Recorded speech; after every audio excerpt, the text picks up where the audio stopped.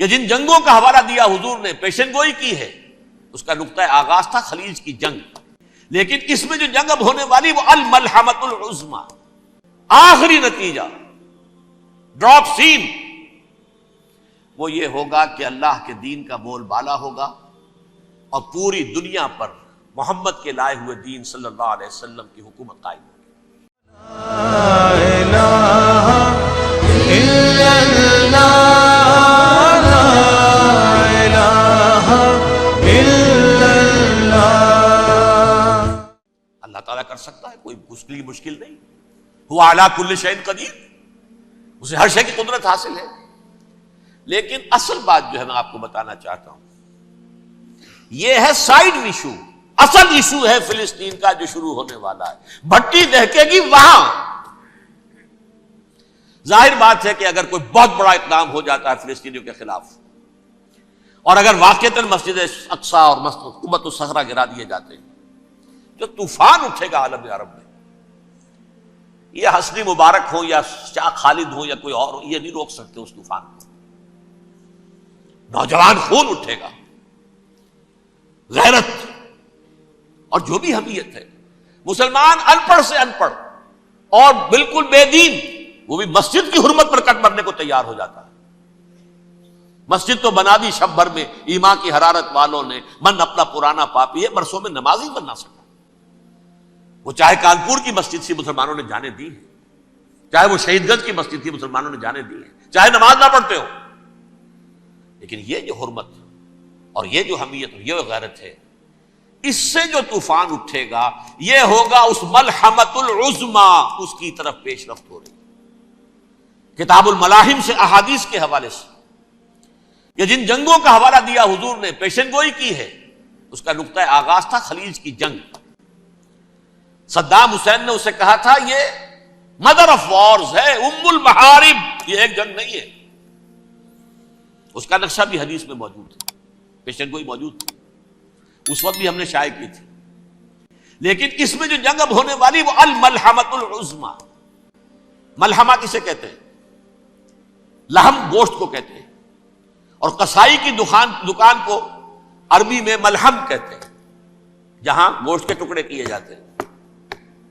آج کل مشینوں سے ہوتے ہیں، اب جو ہے وہ ہاتھ سے چھریوں سے نہیں ہوتے، لیکن ٹکڑے ہو رہے ہوتے ہیں، جسموں کے چیتھڑے اڑ رہے ہوتے ہیں۔ ملحمہ، یہی لفظ استعمال کیا تھا حضرت سعد ابن عبادہ نے رضی اللہ تعالی عنہ یوم فتح مکہ۔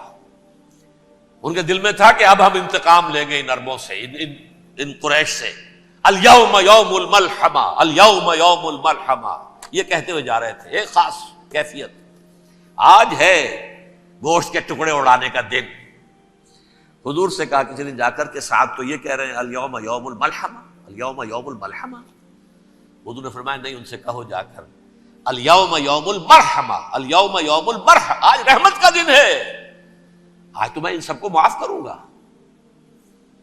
لا تثریب علیکم اليوم، میں تم سے وہی بات کہہ رہا ہوں جو میرے بھائی یوسف نے کہی تھی اپنے بھائیوں سے، اذهبوا فانتم الطلقاء، جاؤ تم سب کے سب آزاد۔ وہ ملحمہ ہے جس کو کہ حضور نے حضرت معاذ بن جبل رضی اللہ تعالیٰ عنہ سے روایت ہے، اس میں سے جو ابو داؤد میں روایت آئی ہے اس میں الملحمۃ العظمی، عظمی مؤنث ہے اعظم کا۔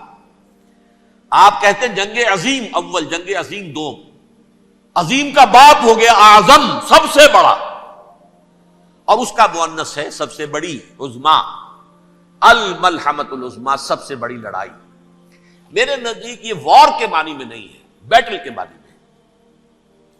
انگریزی میں یہ دو لفظ علیحدہ ہیں، وار، بیٹل۔ وار سالوں کو محیط ہوتی ہے، بیٹل کسی ایک خاص جگہ پر جو لڑائی ہوتی ہے اس کو کہتے ہیں۔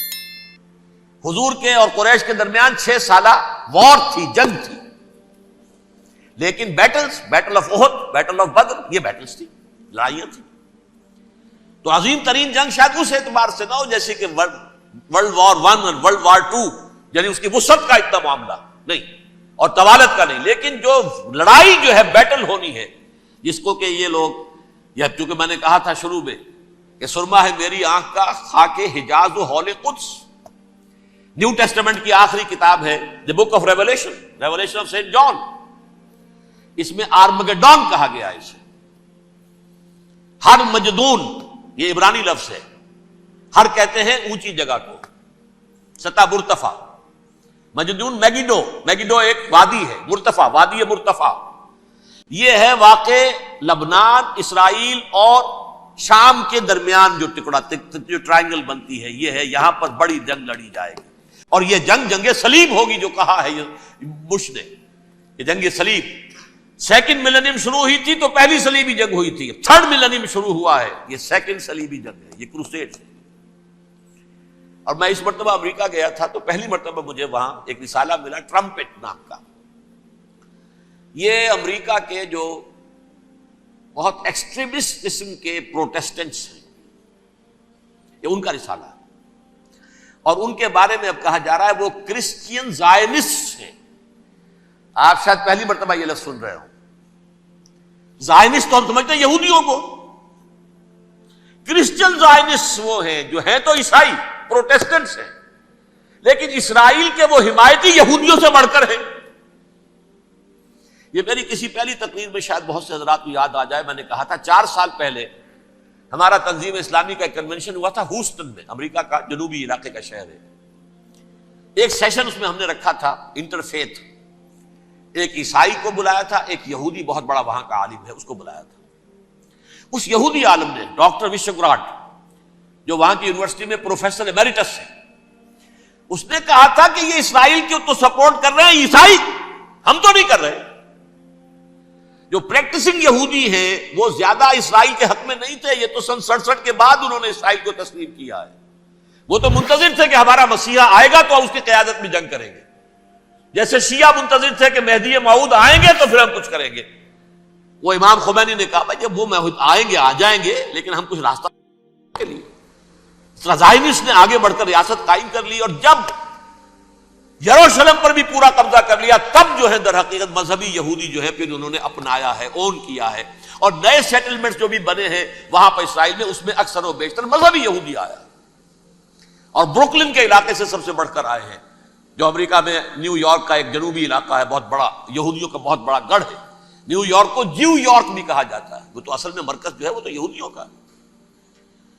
اس حوالے سے وہاں پر جو کرسچن زائنسٹ کہلاتے ہیں وہ اسرائیل کے یہودیوں سے بھی بڑھ کر کہیں سپورٹ کریں۔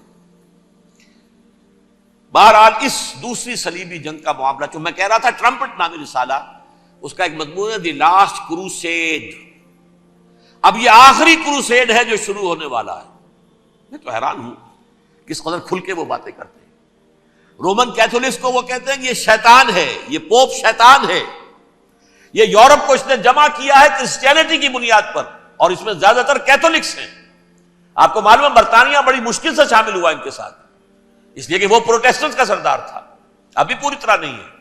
یورپ جو ہے وہ رومن امپائر دوبارہ یہ کھڑی کر رہا ہے، اور در حقیقت یہ جو ہے یہودیوں سے بھی چھیننا چاہتے ہیں اسرائیل کو اور فلسطین کو، اور مسلمانوں سے بھی، اور یہ وہی کروسیڈ جو تھے اربن ثانی کے، اس کی تیاری کر رہے ہیں تاکہ وہاں پر عیسائی حکومت قائم ہو جائے، کیتھولکس کی، پوپ کی حکومت قائم ہو جائے، جیسے ایسٹ تیمور میں کر دی ہے۔ ایسٹ تیمور میں کون سی حکومت بنی ہے؟ رومن کیتھولک، رومن کیتھولک اسرائیل میں بنے، تاکہ یہ سارے مقامات مقدسہ جہاں اسرائیل پیدا ہوئے، بیت حضرت مسیح پیدا ہوا، بیت الحم کہاں ہے؟ وہی ہے کہ نہیں؟ جہاں سے ریزریکشن ہوا ان کے خیال میں وہ کہاں ہے؟ وہیں پر ہے کہ نہیں؟ بڑے بڑے گرجے ان کے وہی ہیں۔ تو اس اعتبار سے ان کا کہنا یہ ہے یہ لاسٹ کروسیڈ کی تیاری ہو رہی ہے، یہ کیفور، اور ان کا کہنا یہ ہے کہ یہ پوری طاقت نیٹو کی جو ہے، یہ پہلے جرمنی سے لائی گئی بوسنیا، انہوں نے خود وہاں جنگ کروائی، انہوں نے خود وہاں پر ایتھنک کلینسنگ کروائی، پھر خود مصالحت کے لیے آ گئے، پھر کوسوو میں انہوں نے خود آگ بھڑکائی۔ یہ میں نہیں کہہ رہا، یہ وہ ٹرمپٹ رسالہ امریکہ سے چھپنے والا پروٹیسٹنٹس کا رسالہ ہے جو یہ کہہ رہا ہے۔ پھر انہوں نے کوسوو کے اندر کروایا، اور پھر وہ وہاں پر پیس فورس کی حیثیت سے آ گئے۔ اب وہ میسیڈونیا میں کروا رہے ہیں اور وہاں داخل ہو گئے ہیں۔ اگلا قدم ان کا سائپرس ہوگا، سائپرس میں ترکوں کو اور وہ گریکس کو لڑائیں گے اور وہاں آ جائیں گے، وہاں سے ایک چھلانگ لگائیں گے اور یہ فلسطین میں پہنچیں گے، اور یہ وہاں پر ایک رومن امپائر، اپنی پرانی رومن امپائر کی طرح کی رومن کیتھولک ریاست قائم کرنا چاہتے ہیں۔ تو وہاں امریکہ کے عیسائیوں میں بھی کوئی ایک طبقہ نہیں ہے، کیتھولکس بھی ہے، کیتھولکس زیادہ نہیں ہے ہمدرد، لیکن اب تابع ہو چکے ہیں۔ اسحاق ریبین نے جب یہ پیس ٹاک شروع ہوئی تھی، آپ کو یاد ہوگا شاید، کہ جب وہ آیا تھا واشنگٹن سے واپس فلسطین اسرائیل، تو پہلے روم میں رکا for an audience with the Pope, اور پوپ کو اس نے ایک مرتبان سا پیش کیا تھا، حضرت سلیمان علیہ السلام کے زمانے کا مرتبان، اور کہا تھا دیکھیے 3000 برس تک ہم نے اس کی حفاظت کی ہے، اب یہ میں آپ کے حوالے کر رہا ہوں۔ اس کے بعد سے پوپ جو ہے بالکل رام ہو گیا، اور وہ عیسائیوں کے ساتھ اور یہودیوں کے ساتھ ان کا پورا معاہدہ ہو۔ اب پورا عیسائی ورلڈ جو ہے بعثت مجموعی یہودیوں کے شکنجے میں ہے۔ البتہ ان کے اندر بھی جھگڑے ہیں، جو وہاں پر وائٹ کرسچن ملیشیاز ہیں وہ ایکسٹریمسٹ ہیں کیتھولکس، ان کے نزدیک دشمن نمبر 1 یہودی، دشمن نمبر 2 مسلمان، دشمن نمبر 3 جو یورپ میں کالے ہیں، افرو امریکن، چاہے وہ عیسائی ہو گئے ہوں، کوئی بھی ہو، یہ 3 دشمن ہیں جن سے انہوں نے کلینز کرنا ہے، صاف کرنا ہے ان کے خیال کے مطابق امریکہ کی سوسائٹی کو، اولاً یہود، پھر مسلمان، اور پھر یہ جو کالے ہیں۔ لیکن دوسری طرف پروٹیسٹنٹس کے اندر ایکسٹریمسٹ وہ ہیں جنہیں کہا جا رہا ہے یہ کرسچین زائنسٹ ہیں، یہ اسرائیل کے اسرائیل سے بڑھ کر سپورٹرز ہیں۔ بہرحال یہ اب جنگ ہوگی، اس کا نتیجہ کیا نکلے گا یہ تو اللہ ہی جانتا ہے۔ اب میں آخری بات کی طرف آ رہا ہوں۔ آخری نتیجہ تو جو بھی کچھ اپس اینڈ ڈاؤنز آئیں گے، تلک الایام نداولھا بین الناس، آخری نتیجہ ڈراپ سین وہ یہ ہوگا کہ اللہ کے دین کا بول بالا ہوگا، اور پوری دنیا پر محمد کے لائے ہوئے دین صلی اللہ علیہ وسلم کی حکومت قائم ہوگی۔ وہ گویا قیامت کی تمہید ہوگی، اس کے بعد بس قیامت آئے گی، کیونکہ مقصد کائنات، تخلیق کائنات پورا ہو جائے گا۔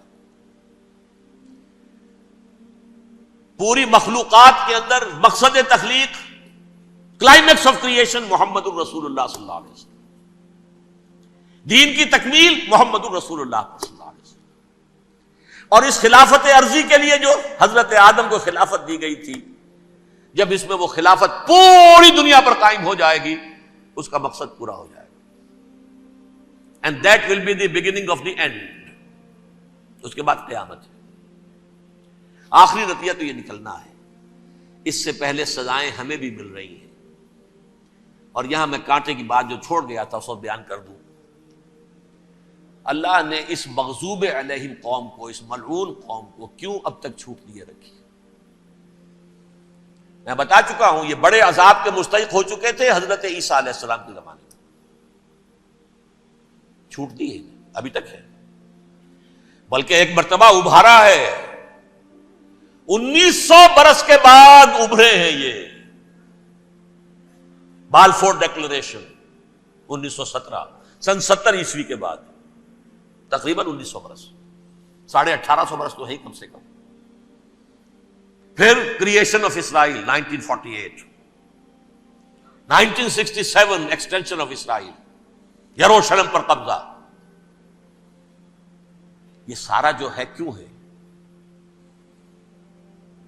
اللہ تعالیٰ اس خیر امت محمد صلی اللہ علیہ وسلم، اس کے بہترین حصے کو سزا ان ملعونوں کے ہاتھوں دے رہا ہے۔ کیوں؟ جو جرم انہوں نے کیا تھا وہی ہم نے کیا۔ انہوں نے اللہ کی کتاب کو پیٹھ کے پیچھے پھینکا، نبذ فریق من الذین اوتوا الکتاب کتاب اللہ وراء ظہورہم، ہم نے اپنی پیٹھوں کے پیچھے پھینکا کہ نہیں؟ کولونیل رول سے آزاد ہوئے، کہیں اسلامی قانون نافذ کیا، کہیں اسلامی نظام قائم کیا؟ تو جو جرم ان کا تھا وہی ہمارا ہے، اور ہم خیر امت ہیں، اور ہمارے میں سے خیر ترین عرب ہے، ان پر اللہ کا فضل، ان کی مادری زبان میں اللہ کی کتاب موجود ہے۔ پھر انہوں نے اللہ کے دین کو پیٹھ دکھائی۔ جو ملک آزاد ہوا کولونیل رول سے، یا اس نے قبلہ کر لیا اپنا ماسکو کی طرف، یا کر لیا واشنگٹن کی طرف۔ کسی نے مکے کو قبلہ بنایا، یہ بدترین سزا ہے۔ ویل للعرب من شر قد اقترب۔ اور ترمذی شریف میں تو یہاں تک روایت ہے من اقتراب الساعۃ ہلاک العرب، قیامت کے قرب کی ایک نشانی یہ بھی ہوگی کہ عرب ہلاک ہو جائیں گے۔ ایک حدیث میں الفاظ آتے ہیں کہ حضور نے جب کہا یہ ہوگا یہ ہوگا یہ ہوگا یہ بربادی آئے گی، تو کسی زوجہ محترمہ نام میں بھول رہا ہوں، انہوں نے پوچھا کہ عرب اس دن کہاں ہوں گے؟ فرمایا العرب یومئذ قلیل، بہت کم۔ آخری خاتمہ ہونا ہے یہود کا حضرت مسیح علیہ السلام کے ہاتھوں، وہ عذاب جو 2000 برس تک ان سے ٹلا رہا وہ آئے گا، اور ان کے رسول ہی کے ہاتھوں آئے گا۔ لیکن اس سے پہلے مسلمانوں پر یہ عذاب آ رہا ہے، ہولوکاسٹ کے درجے کا عذاب آ رہا ہے۔ البتہ ہم پاکستانی اس میں یوں سمجھ لیجئے کہ وہ تو خبریں موجود ہیں احادیث میں، وہاں تو جو ہونا ہے، اتنے انسان مریں گے، اتنے انسان مریں گے کہ ایک پرندہ جو ہے اڑتا چلا جائے گا، وہ نہیں چاہے گا کہ نیچے اترے تو کسی لاش پر اترے، اسے جگہ نہیں ملے گی زمین خالی کر کہیں اتر سکے، تھک ہار کر گرے گا، مرے گا تو بھی لاش کے اوپر گرے گا۔ یہ الفاظ ہے حضور صلی اللہ علیہ وسلم، الملحمۃ العظمی الملحمۃ الکبریٰ، یہ لاسٹ کروسیڈ، ٹرمپٹ اخبار نے، میں اس کا فوٹو اسٹیٹ بھی کبھی آپ کو دکھا دوں، ویسے میرے ساتھ ہے وہ رسالہ ٹرمپٹ، دی لاسٹ کروسیڈ، اس کی تیاری ہو رہی ہے۔ وہ الملحمۃ العظمی اور ملحمۃ الکبریٰ جو ہے وہ آنے والی ہے۔ ابن ماجہ میں کبریٰ کہا ہے، اکبر کا مؤنث کبریٰ، ملحمہ کبریٰ سب سے بڑی جنگ، اور ملحمہ عظمی سب سے عظیم جنگ، یہ ہوگی اور بہت جلد ہوگی۔ لا الہ الا